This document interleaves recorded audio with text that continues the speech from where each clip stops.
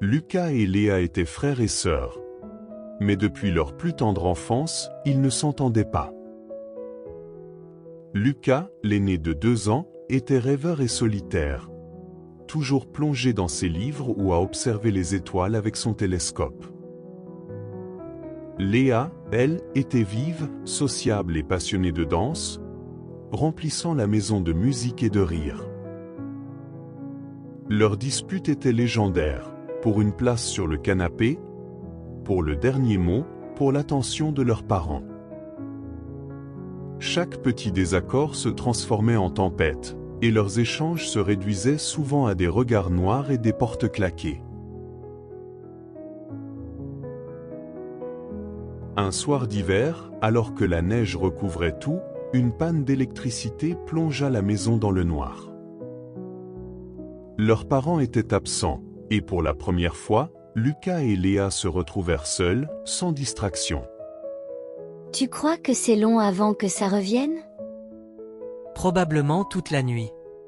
La lumière tremblante éclaira leur visage, et dans ce silence inhabituel, quelque chose changea.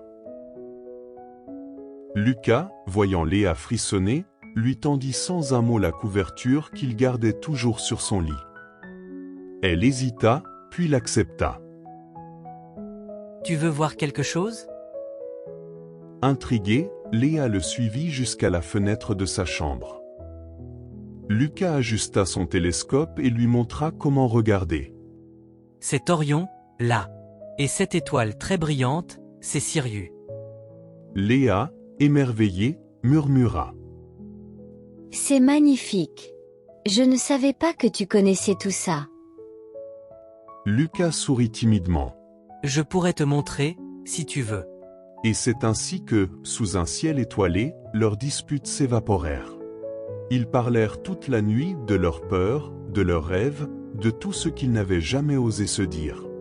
Léa avoua qu'elle dansait pour combler sa timidité, et Lucas confia qu'il se réfugiait dans les étoiles parce qu'il se sentait parfois perdu.